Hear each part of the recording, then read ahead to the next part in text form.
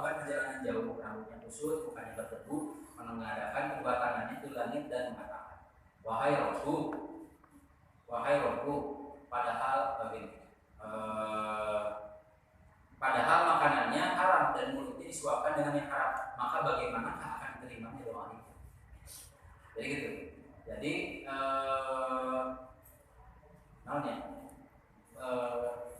ya salah satu hal yang bisa berakibat dari makanan yang haram dan tertutupnya doa.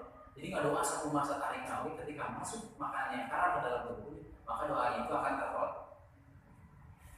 Kemarin sempat ada isu vaksin meningitis atau vaksin apa gitu yang disuntikan, katanya ada dalam itu ada sesuatu yang haram. Walau alam itu konspirasi apa gitu, entah, tapi itu mungkin ada kajian lebih lanjut. Lagi vaksin ada dimasukkan suatu zat yang haram ke dalam calon jamaah haji supaya nanti doa orang-orang yang melaksanakan jamaah haji itu tidak diterima. Kalau alam ada vaksin, tapi sini udah ada vaksin yang halal dan sebagainya. Nah berikutnya, efek dari makanan yang haram itu adalah merusak hati dan akal. Jadi rusaknya hati dan akal. Makanan yang haram bisa mengeraskan hati seseorang, tidak mampu melihat kesalahan orang lain dan enggan membantu. Nah berikutnya, amalannya tidak diterima. Ibnu Abbas berkata bahwa saat Nabi Waqqas berkata pada Nabi Muhammad SAW, ya Rasulullah, doakanlah agar aku menjadi orang yang dikabulkan doa-doanya oleh Allah. Lalu apa jawab Rasulullah? Wahai Sa'ad, perbaikilah makananmu. Makanlah makanan yang halal, niscaya Allah akan menjadi orang yang selalu dikabulkan doanya. Dan ini jiwaku yang ada di tangannya. Sungguh, jika ada seseorang yang memasukkan makanan haram ke dalam perutnya, maka tidak akan diterima amalnya selama 40 hari. Dan seorang hamba yang dagingnya tumbuh dari hasil tipu dan riba, maka neraka lebih layak. Hadis riwayat Abu Daud. Jadi saya nih 40 hari kita berdoa, tapi nggak diterima amal kita karena ada sesuatu yang haram.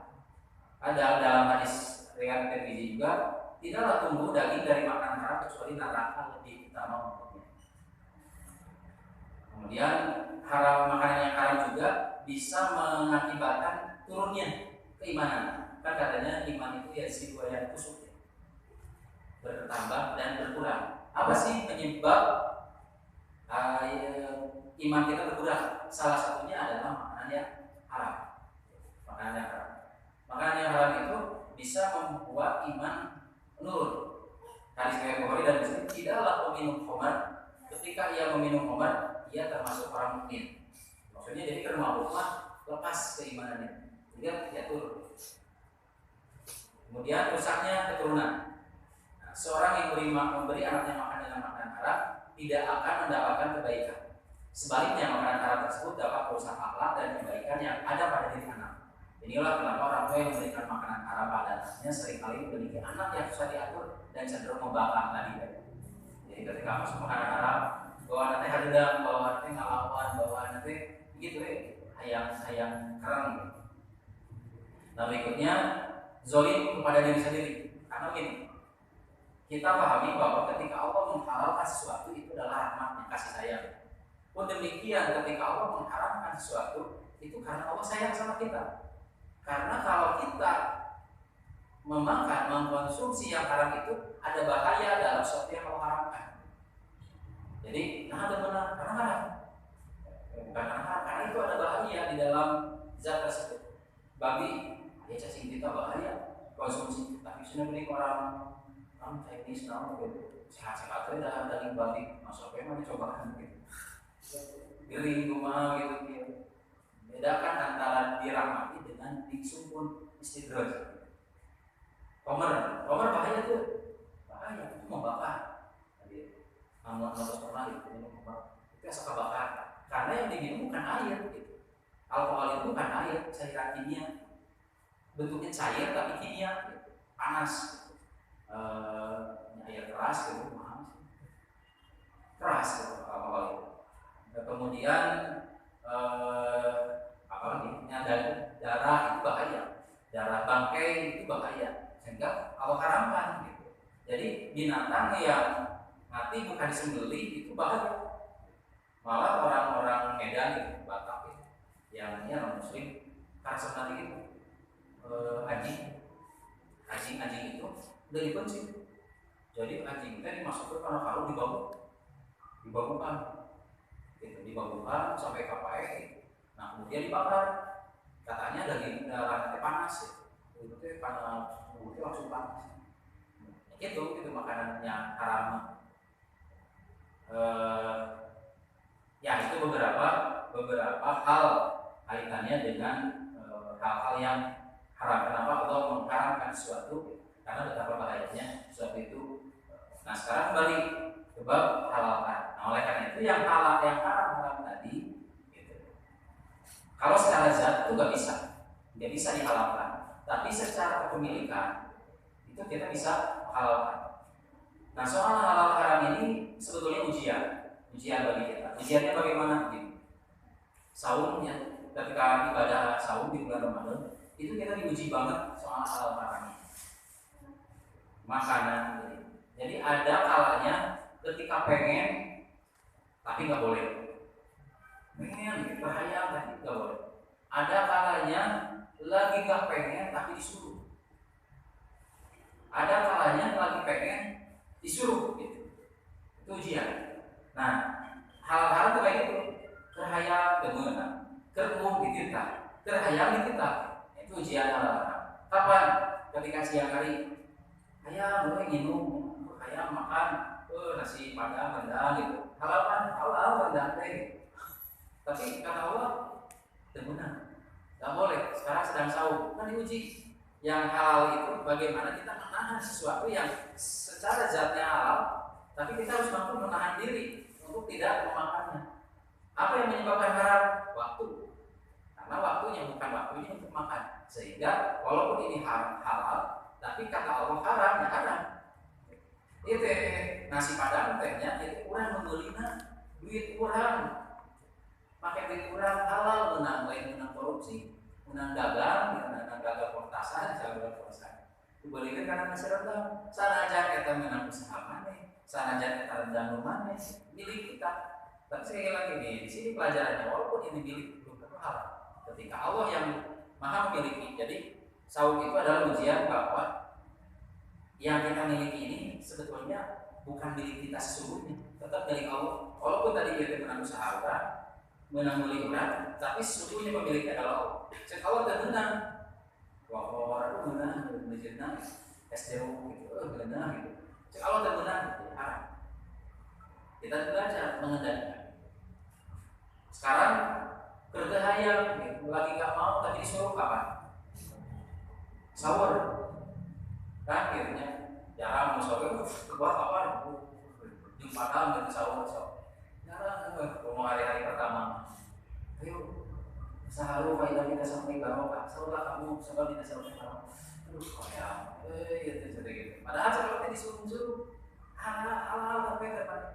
Kebetulan itu ada kalanya ketika mau disuruh kapan? Pas buka bersegeralah, segerakanlah buka kita begitu. Nah ini tuh ujian kayak gitu. Yang istri kita gitu, yang punya pasangan gitu, Ramadan kan itu istri kita halal sudah saya sangka di depan penghulu, di depan ayah walinya ada saksi di bulan Ramadan berang-berang haram. Kalau itu istri kita dan cek Allah teman-teman, itu adalah pelajaran bahwa hakikat yang kita miliki kalau cek Allah teman-teman. Nah ini juga sekaligus pelajaran anak muda gitu, ningali dulu cek Allah santalah, sanajan itu daya kurang daya cek Allah teman-teman harus bisa menahan. Gitu. Kumaha kalau sudah nikah, sok atuh cerita Allah disunahkan bagi kalian gitu. Kepada istri kalian itu sudah orang gitu, disunahkan untuk berdandan, untuk memakai wangi-wangian, untuk membelai kepala istri, untuk ini korea gitu. Dan itu disuruh kalau gitu. Yang kaya gitu, yang disuruh gitu. Pergaulan dengan istrimu dengan baik ya. Ayah beritikat dan korea gitu. Gitu. Itulah ujian hal haram seperti itu. Dan selamanya halal masih boleh. Ayo orang nggak mau. Nah ujian hal haram itu seperti itu. Kita masih belum bagaimana mengubah sesuatu menjadi halal. Nah termasuk tadi soal buat kan ada istilah mahram ya, bukan muhrim. Muhrim itu orang yang sedang ihram. Muhrim itu adalah orang yang sedang ihram. Numroh itu muhrim. Kalau lawan jenis yang belum kita nikahi itu bukan mahram. Nah, kenapa disebut mahram? Nah, kan ada mahram, ada bukan mahram. Nah, mahram itu adalah, maksud mahram itu ayah kepada anak perempuan mahram kan? Mahram. Nah, maksud mahram itu adalah si ayah ini pemilik anak perempuan berhak mengharamkan si anak perempuan itu untuk siapapun. Temenan anak kurang haram. Si bapak disebutlah mahram. Siapa saja mahram itu di dalam Quran surah An-Nur An-Nisa ya. Ada yang 13 itu ya. Bapak, kakek, paman, kemudian apa lagi? Anak tiri. Nah, dicek lagi. Kalau anak bibi mahram kan? Anak bibiknya kita ya, bapak udah punya adik, adiknya punya anak, anaknya mahram kan? Bukan. Maka kalau jadi dulur, buka aurat itu udah gede itu boleh, karena bukan mahram. Dan kalau bukan mahram berarti bisa menghalalkan, bisa menikah anak bibi, bisa. Mana? Tapi omongan mana? Daerah mana? Tapi ayah banyak karena jauh gitu ya, bibi ya adik kakak tapi jauh pernah kelebaran keleti pas pernah itu gede dulu sini kita nabi gitu ya mak saya terima kasih bibi pakai jaket mana dari benar nah saya lagi balik makro. Nah jadi yang mengharamkan itu bapaknya gitu. Selain yang 13 itu yang dalam Quran ini saya maka itu haram. Nah, bisa halal bisa. Caranya, nah ini sekarang ini bahasannya adalah mengubah sesuatu yang haram menjadi halal itu di mana saja. Cara-cara mengubah sesuatu yang tadi haram menjadi halal. Nah, satu kata kuncinya adalah akad. Di akad. Oh akad berbeda. Mulai ngomongin akad kan tadi kita bicara muamalah. Akad ijab qabul, ya jual beli ijab qabul, nikah juga ijab qabul. Nah ijab qabul itu adalah akad untuk menghalalkan yang tadinya haram. Tadinya haram, setelah ijab qabul jadi halal. Padahal ijab qabul babari gitu. Kadang katanya ayam nikah itu masuk ke SE padahal sok video kan direkam nama masa kerja salaman seberapa detik sah babari gini. Pakai saya nama ada tulisan nama Pak Iwana, tulisan nama Katrina, itu tulisan namanya Katrina, Pak Iwana, biasana, fotograferna, preweningna, gitu, kuena, itu tulisan nama dari akar nama babari, asli nama babari. Beliau sepakat, oke sakti ya. Saya terima nikahnya sah, ngomong-ngomong penting gitu, sabar gitu, ya itu.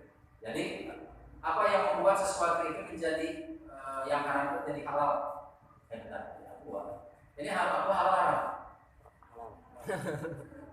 Oh, halal. Kalau halal saya minum. Kan boykot. Halal haram. Nah, kita diskusi dikit ya soal boykot. Soal boykot itu apakah membuat sesuatu itu jadi haram? Jadi haram nggak? Sari roti itu pernah ada ya si bahasa kedua boykot sari roti haram dan sebagainya. Kalau saya pribadi bukan termasuk tipe orang yang ketika boykot. Saya pun beberapa hari ini memang agak menjaga tidak minum alkohol, tapi daya itu tetap saya minum. Ya, karena halal, dan saya itu beranggapan bahwa ini halal. Sari roti karena ya isu politik kok, itulah ya. Sari roti tidak mensponsori bahasa langsung diboykot dan sebagainya. Saya mah tetap makan sari roti. Gitu. Kenapa? Karena tidak ada ayat Al-Qur'an "Hadimu ma halallahu lakum." Janganlah kalian mengharamkan sesuatu yang Allah halalkan.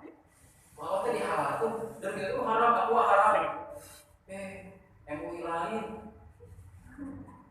Ya MUI cek MUI halal. Nah kurang lagi MUI lain mengharapkan. Ya kalau mau memboikot itu silakan pilihan politik atau pilihan sikap. Tapi kemudian kita tidak punya kewenangan untuk mengharapkan apa. MUI wajib mengharapkan. Yang katakanlah MUI ini perwakilan Allah. Majelis ulama itu harus satuan dia. Yang punya hukum dari Allah. Nah MUI wajib mengharapkan. Kemudian kita mengharapkan lalu hari rumah Allah ulang harapkan non diharapkan. Dalil itu turunnya berkenaan dengan jadi Nabi Muhammad habis dari istrinya Zainab siapa? Disuguhi madu pulang Siti Aisyah dia cemburu gitu. Akhirnya kata Rasulullah ya udah kamu nggak akan makan madu lagi. Madu dasarnya saya harapkan dari rumah saya. Kalau kayak heula pemain itu pemain harapkan banget. Janganlah kalian mengharapkan apa yang Allah lakukan. Di sini kalau haram, kita madu itu haram statusnya. Padahal ada ayat Al-Quran yang bahwa di dalam madu itu, di dalam binatang ada cairan yaitu madu yang itu menyehatkan bagimu. Jadi jangan sembarangan mengharap Rasulullah itu ukur. Nah kita ini saya roti sampai di foto saya roti ini ada kaki. Ya Allah, makanan halal gitu.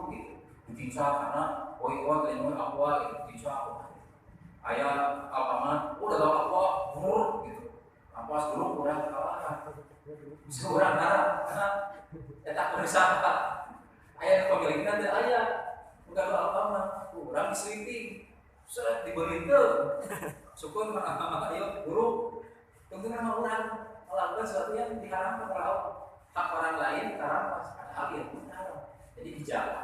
Jadi awal ngomong boikot, ambil sikap saya tidak akan meminum jadi. Tahun ayat itu pokoknya antuk pembelian lain dibeli itu dismipi.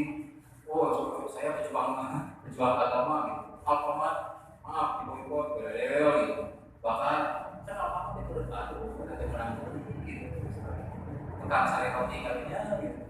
Jadi ya bijaklah gitu. Kasih tahu gitu. Ya bijak kayak kemarin saya waktu ke Indomaret bergerak dan saya produk ini sudah diboikot tapi tidak kemudian itu jadi haram. Jadi hati-hati teman-teman, ini lagi musim boikot haram jangan terlalu fanatik dan kita tak tahu situ ya. Nah balik lagi apa sesuatu menjadi halal. Nah sesuatu menjadi halal itu yang pertama adalah adanya akan baik atau jual beli. Nah gitu ya. Ini air punya saya. Reja mau. Kumaha cara supaya halal? Kami belilah barang 1.000 osok. Setelah dia akan jual beli, baru halal. Memang akan jual belinya bisa asal tak yang ada barangnya nanti harusnya nanti barang boleh atau ya dengan begini saja gitu. Ada uang itu sudah sah kalau jual beli sudah sah. Kudu menyalakan barang nanti aja gitu. Dengan asal dan uang senilai harga itu kemudian dikasihkan barang yang sudah disepakati itu sudah sah. Jual beli yang asalnya haram jadi halal itu jual beli. Jadi yang pernikahan pun ijab kabul gitu kan, ijab kabul akan itu ikut-ikutan bukan berdasarkan wanita sama dengan jual beli gitu. Dengan jual beli dalam arti akan saya terima nikahnya dengan mas kawin untuk membeli bahasa kasar nama tapi bukan jual beli wanita ya. Pertama trafficking, pertama mungkin trafficking.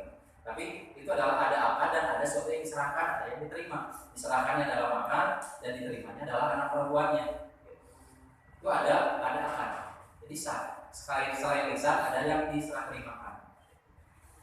Jual beli. Kedua dengan meminta, diminta atau dihadiahkan.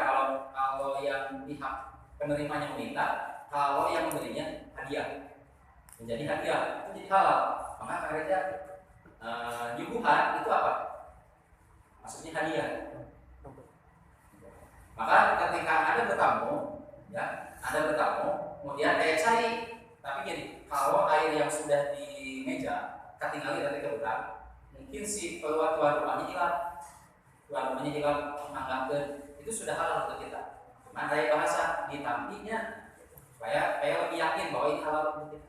Ulah kieu kurang namu pas namun tehnya candi kita cara ningali ayat Rasul itu segera sekian. Wah, kok kayak gitu? Halal. Karena belum ijab kabulkan, belum dihadiahkan. Bentering kita teh budak, bentering usaha, main minum itu dia halal. Makanya gitu kan ada bertamu candi kita masuk mah gitu. Sehingga di ruang tamu, nah itu tadi menjaga kehalalan. Maka kalau halal dan masuk, karena kan tidak halal seorang laki-laki masuk ke sebuah rumah yang dimana di situ tidak ada laki-laki di dalamnya, gimana? Jadi setelah maka kalau perempuan boleh tuh, teteh ini perempuan ada laki-laki, aku laki-laki boleh tuh, aku boleh izin dulu, misalkan kalau bapak ya kamu mah, cek bapak nanti gimana gitu betul ya, omongan, maka kalau betul keluar gitu. Untuk menjaga adalah kamar gitu. Komitmen yang ada jadi dua kan. Jadi setelah di dalam kita langsung ke kursi itu halal untuk kita duduk. Jadi kursi hadiah untuk tamu mama tinggi kan. Dulu gitu. Jadi ngomongnya tong seorang boy gitu dan saya mengenai ada. Sebetulnya bukan sekedar ada, tapi adalah memastikan kehalalan suatu barang. Jadi salah satu jual beli, kedua hadiah. Nyamuk hadiah dari minta. Itu penyembuhan sebuah rumah teh. Tapi orang tidak haus, tinggal itu harus sadar. Sampai di laptop teh ngomong gelah. Si gana hausnya pengen keriungkeun kan. Kalau tidak dikasih minta supaya itu mau bukan hilap. Bukan halal. Jadi hadiah. Kalau jual sebaliknya beli, kalau hadiah sebaliknya minta atau menerima itu dari mana? Yang berikutnya menjadi halal karena apa ya? Karena pinjam meminjam. Tapi rambutnya, nah, kalau tidak ada akad pinjam kalinya kosong haram. Sendal gitu, saya pakai. Itu kosong, masuknya kategori haram. Karena ada pemiliknya. Kecuali sandal yang tidak ada pemiliknya, misalkan sandal bulu, sandal masjid, itu masjid, ya memang pemiliknya ya masjid, cuma sudah disediakan jamaah boleh pakai. Tapi sahabat dulu, syuting dari dulu, kalau sehat, pakai bulu kurangnya, main kata api kurangnya pakai bulu pas, dari dulu kan kosong gitu. Nah, hati-hati. Jadi adalah pinjam meminjam. Sama namun, ya hari benar. Nah, kalau pinjam meminjam itu ada waktu yang ditentukan. Dikairakan, nanti bakal tahu itu tanggal sekian atau hari ini. Pinjam meminjam. Boleh. Yang keempat, utang piutang. Beda naon pinjam meminjam dengan utang piutang. Kalau utang piutang itu biasanya dengan mata uang, dinar, dirham, rupiah, nambut artos, pinjam uang, yang utang gitu. Utang, biasanya utang itu lebih ke mata uang. Utang piutang itu boleh. Abdi misalnya tapi atas akhirat utangnya sekali. Abdi misalnya tadi tanya atas apapun. Nah, abdi hayang itu tapi tegal atas. Abdi biasanya nawarna kasih payung atau 3 kali atau sabulanan. Boleh. Nanti kreditnya riba itu kayak bab riba nama. Tapi secara dasar utang piutang itu boleh, kredit itu boleh mengkreditkan dana. Nah, jadi utang jual beli, utang piutang, hadiah sudah wakaf. Saya wakafkan. Wakaf itu perpindahan harta, dan harta itu, nah tapi wakaf biasanya untuk kepentingan umat, bisa dipakai oleh gereja masjid. Garuda teh, ya saya wakafkan tanah ini untuk dipergunakan ibadah. Maka siapapun ibadah di tempat ini halal karena sudah diwakafkan oleh pemiliknya. Wakaf. Kemudian waris. Nah, waris. Hari waris mah memang gitu, waris. Jadi begini, waris itu kan bonus maut. Itu masalah dari mana? Bonus maut gitu. Nah, waris ini kan maka diatur oleh Allah. Jadi gini, waris ini harta si yang meninggal. Jadi yang meninggal itu punya harta milik si yang meninggal. Tapi karena dia meninggal, maka harta yang dia tinggalkan itu kembali kepada pemiliknya siapa? Allah. Jadi bukan milik anaknya, bukan milik istrinya, bukan milik ibunya, tapi kembali kepada Allah. Jadi ketika kita mati, kita meninggalkan harta, maka harta kita ini itu menjadi milik Allah. Kalau maka main parbu, kurang, itulah baliklah ke Allah. Kalau kata Allah di dalam Al-Quran dijelaskan untuk ini sekian, dan kita mendapatkan bagian khusus diatur Allah. Ya, karena tadi hak milik kita ini ketika kita meninggal itu kembali pada Allah, milik Allah. Maka yang berhak membagi warisan itu adalah Allah. Adapun orang yang KUA atau siapa yang membagikan itu hanya mengatur sesuai dengan yang diatur oleh Allah. Sia sekian, 1/2, 1/4, 1/6, 1/8 yang asumah itu mau waris. Selanjutnya apa lagi? Zakat, infak, sedekah. Kan itu. Zakat itu nanti kita akan membahas lebih jauh ya bab zakat, infak, sedekah. Apa sih bedanya zakat, infak, sedekah? Zakat dulu, infak dulu, sedekah dulu. Harus kesalahan yang mana dan lain-lainnya itu nanti kita. Nah, zakat itu malah zakat itu kalau tidak dikeluarkan justru jadi haram buat yang tidak mengeluarkannya, karena zakat itu orang lain. Tapi tetap walaupun orang lain ada akadnya. Saya berzakat sekian atas usaha saya di bidang ini gitu, sebesar 2,5% senilai begini. Saya terima zakatnya ini ajar Allah bima baika wa baraka bima tu. Ada akad juga. Infak, sedekah, ada yang tidak pakai akad, infak. Itu apa ya? Sedekah juga nggak pakai akad. Kotak infak, ya kotak sedekah beli. Masukkan. Enggak, saya serahkan uang 2.000 rupiah untuk infak pengajian ini. Bismillah, itu sedekah. Nanti jadi halal setelah zakat, infak, sedekah. Berikutnya apa lagi? Nemu halal mana? Nemu sudah. Karena bisa jadi ini ada pemiliknya, tapi 50-50 nggak tahu ada atau enggak.